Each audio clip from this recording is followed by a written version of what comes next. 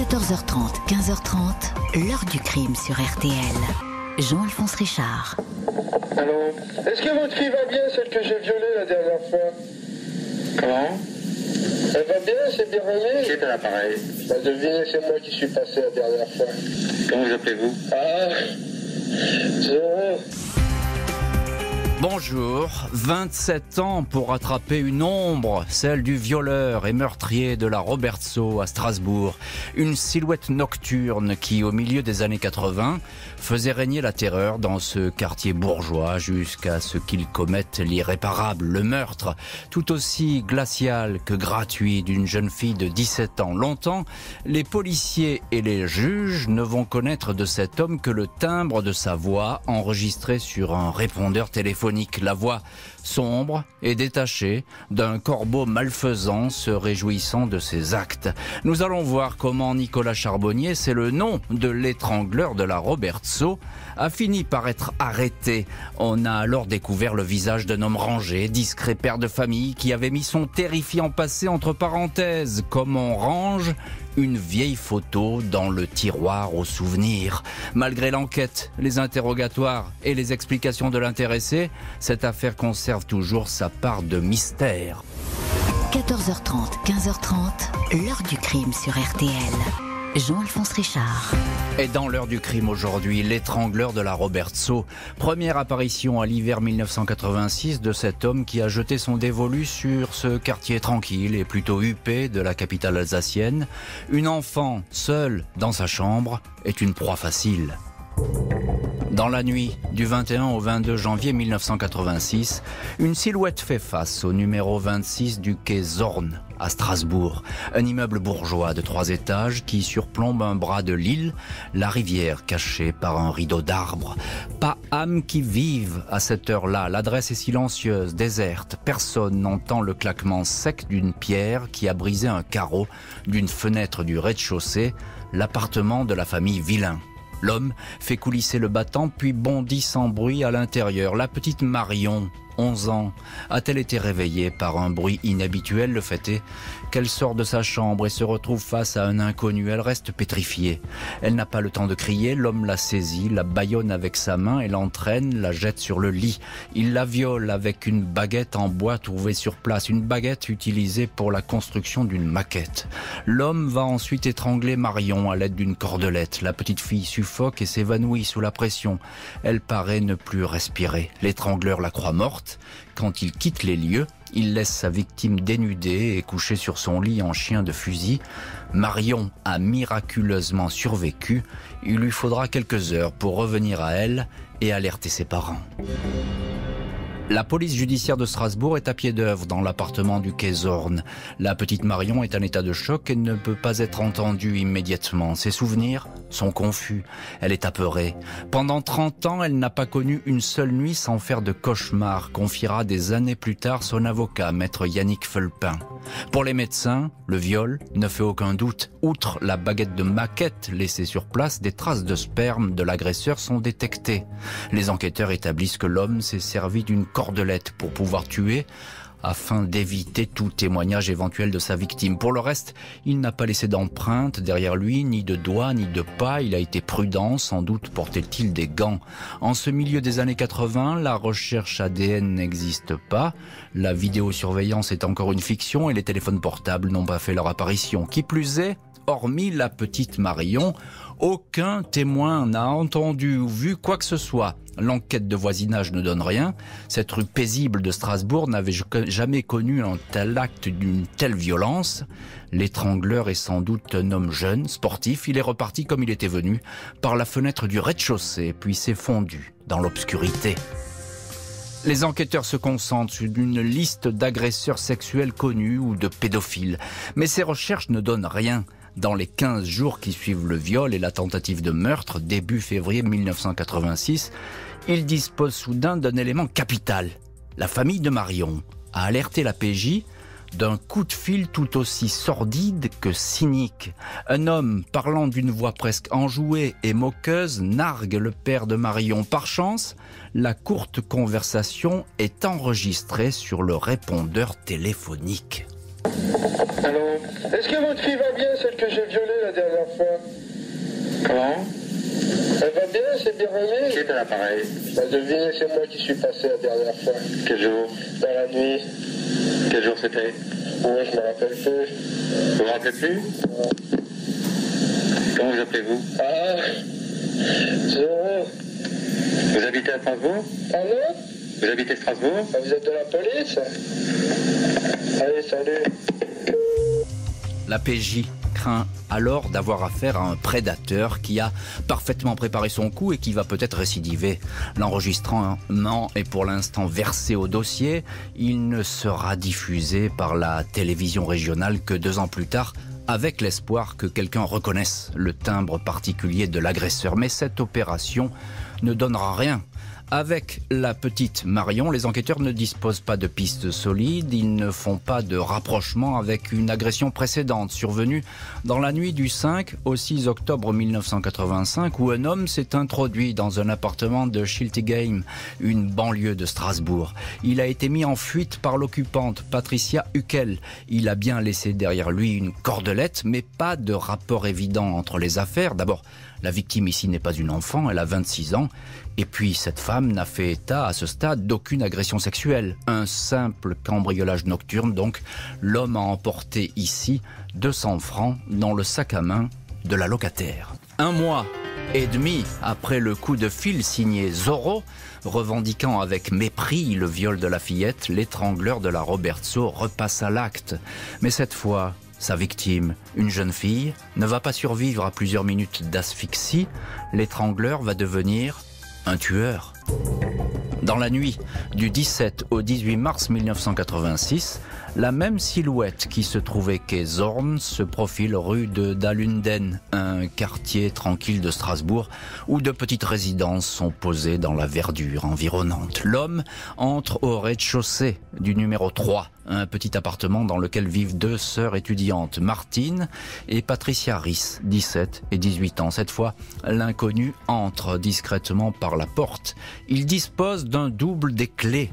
Il a dérobé ce trousseau quelques jours auparavant après avoir escaladé une poubelle et brisé avec une pierre la fenêtre des toilettes. Le logement était à ce moment-là vide dans l'appartement où dorment les sœurs dans 2 chambres différentes. Il surprend la cadette qui n'a pas le temps d'émettre le moindre cri. Elle est bâillonnée et entraînée dans la cuisine. L'homme lui arrache ses habits, l'agresse sexuellement puis l'étrangle avec une cordelette. Il n'en a pas terminé pour autant. À présent, il se dirige vers la chambre de Patricia. Celle-ci se réveille après avoir senti une présence et alors que l'inconnu vient tout juste de se pencher sur elle. Patricia se met à crier et sauve sa vie. La silhouette s'enfuit en courant, laissant derrière lui la cordelette avec laquelle il vient de tuer Martine. La police est aussitôt alertée. C'est une scène de crime sordide que découvrent les enquêteurs, comme si l'étrangleur s'était amusé à organiser un sinistre décor. Martine Riss est étendue sur le sol de la cuisine, face contre le carrelage, vêtue d'en haut de pyjama, son soutien-gorge arraché, le bas du corps en partie dénudé. Les traces d'agression sexuelle et de viol sont évidentes. Le maniaque s'est employé à découper des touffes de poils de sa victime, avec une paire de ciseaux retrouvés sur place dans un nécessaire de manucure. Martine est morte par suffocation. Les médecins légistes, les professeurs Chaumont et Mangin établissent que l'agresseur a tout d'abord tenté d'étrangler l'étudiante avec ses mains, mais n'y est pas parvenu. Martine a réussi à se défaire de l'emprise. Elle a alors été traînée à moitié inconsciente dans la cuisine avec un drap et a succombé après avoir été étouffée avec une cordelette emmenée sur place par le meurtrier. Les légistes et les enquêteurs concluent à un acharnement manifeste de la part de l'agresseur, une volonté de tuer qui ne fait aucun doute. Même si les sœurs Riss ne sont pas des enfants, la PJ ne peut que faire le rapprochement avec ce qui s'est passé 2 mois plus tôt, quai Zorn. C'est à nouveau une résidence tranquille qui a été choisie, un rez-de-chaussée, occupé par des victimes de sexe féminin. Le mode opératoire est similaire et la cordelette en tout point identique à celle utilisée pour étrangler la petite Marion. Cette fois, l'étrangleur de la Robertso est parvenu à ses fins. Les enquêteurs ont affaire à un agresseur plutôt méticuleux et prudent. Dans la chambre de Martine Riss, sur la coiffeuse, il a pourtant laissé une empreinte palmaire, la seule pouvant être exploitée sur la scène de crime. Celle-ci est relevée, mais ne correspond à aucun individu connu de la police ou de la justice. Dans cette région frontalière, les policiers n'excluent pas un agresseur pouvant habiter de l'autre côté du Rhin, en Allemagne. Mais ces vérifications compliquées et fastidieuses ne donnent rien. L'étrangleur meurtrier dans la nature. On sait qu'il frappe dans un même secteur où il repère des immeubles tranquilles et faciles d'accès. Un rapprochement est fait cette fois avec une tentative de meurtre perpétrée en novembre 1986, presque un an après le viol de la petite Marion, contre une étudiante de 19 ans, Marie-Paul Thuillier, logeant au 22 quai Rouget de Lille. Dans la nuit du 14 au 15 novembre 1986, vers 4 heures du matin, Marie-Paul s'était réveillée en sursaut alors qu'un homme se penchait sur elle. La police avait découvert une cordelette sur le sol. La victime, qui commençait à être étranglée, n'avait pas été violée, mais s'était vue arracher une touffe de cheveux sur 3 cm. Le 18 novembre, un juge avait ouvert une information judiciaire pour tentative d'assassinat.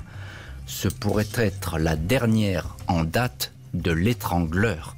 Malgré les indices laissés derrière lui et cette signature criminelle identique partout où il passe, les fameuses cordelettes, l'étrangleur de la Robertso reste insaisissable. Il va même complètement disparaître de la circulation. C'est un revenant qui va refaire surface bien des années après. On va voir ça dans un instant.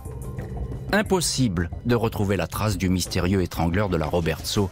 Après l'attaque en pleine nuit de Marie-Paul Thuillier, fin 1986, il semble s'être tout bonnement évaporé. On ne note plus la présence de l'homme à la cordelette sur des lieux de cambriolage ou ceux d'agression de femmes à Strasbourg. Peut-être a-t-il quitté la région ou bien est-il tout bonnement mort ? Ce qui expliquerait l'interruption de sa sinistre activité. Force est de constater que le dossier n'a pas livré de clés permettant d'identifier l'étrangleur. La toute première victime potentielle, octobre 1985, Patricia Huckel. Patricia avait décrit un agresseur de taille moyenne, autour de 1m75, une corpulence mince et plutôt sportive, le visage recouvert d'une cagoule ou d'un bas de femme, elle ne sait plus trop, et porteur d'une lampe de poche. La victime ajoutait qu'avant cette agression, elle avait été l'objet d'un harcèlement téléphonique, une voix d'homme qui énumérait des fantasmes sexuels. La PJ de Strasbourg connaît la voix de l'étrangleur et dispose d'une empreinte de la paume de sa main détectée dans la chambre où Martine Riss a été tuée. Une trace spécifique qui n'est versée au fichier automatisé des empreintes digitales, le FAED, qu'en 2010. Jusque-là, ce type d'empreinte n'était pas exploité. Le 18 septembre 2012, une opératrice de ce fameux fichier FAED passe en revue une série de cold cases. Dans l'affaire Riss, le logiciel établit soudain une correspondance. L'empreinte palmaire gauche retrouvée sur la scène de crime match. Elle correspond à celle d'un homme impliqué l'année précédente dans un banal cambriolage, interpellé et inscrit au fichier un certain Nicolas Charbonnier, 50 ans, habitué des boîtes d'intérim et des petits boulots, pas d'emploi fixe. Il habite en Gironde, une commune près de Bordeaux. Il a vécu longtemps en couple, il est désormais célibataire et père d'une petite fille de 7 ans. Les enquêteurs établissent que Charbonnier est un ancien sergent qui a servi jusqu'en 1984 dans les régiments du génie. Il était à Strasbourg au moment des crimes. Il a quitté la région en 1991. Le 21 janvier 2013, Nicolas Charbonnier est interpellé chez lui, avenue de Pierroton à Saint-Jean-d'Illac. Placé en garde à vue, il dément d'entrée avoir violé et tué. 4 mois après l'interpellation, la juge Marjolaine Poinsart organise les reconstitutions du meurtre de Martine Riss, puis du viol et de la tentative de meurtre de la petite Marion. Nicolas Charbonnier a commencé à raconter sa dérive meurtrière. Il sera donc jugé aux assises. Le jeudi 17 mars 2016, Nicolas Charbonnier fait son entrée dans le box des accusés de la cour d'assises du Bas-Rhin. Dans moins d'un mois, il va avoir 54 ans. Il en avait 23 à l'époque des faits qui lui sont reprochés. Les victimes attendaient ce moment depuis 27 ans. Elles espèrent obtenir la confession de cet homme au regard perdu et au crâne dégarni. Il y a sur les bancs des parties civiles Marion, désormais âgée de 40 ans et qui a vécu toutes ces années avec le cauchemar de ce viol subi à l'âge de 11 ans. Après toutes ces années, elle ne nourrissait plus beaucoup d'espoir que son agresseur puisse être interpellé, confie son avocat, maître Yannick Fulpin. À côté de Marion, Patricia Risse, 48 ans, est également présente. Elle avait 18 ans quand elle a mis en fuite par ses cris un homme qui venait de violer et de tuer sa sœur cadette, Martine. L'un des avocats de l'accusé, maître Éric Braun, avertit toute la difficulté dans ce dossier est de savoir comment juger, 30 ans après, un individu qui n'est plus du tout le même.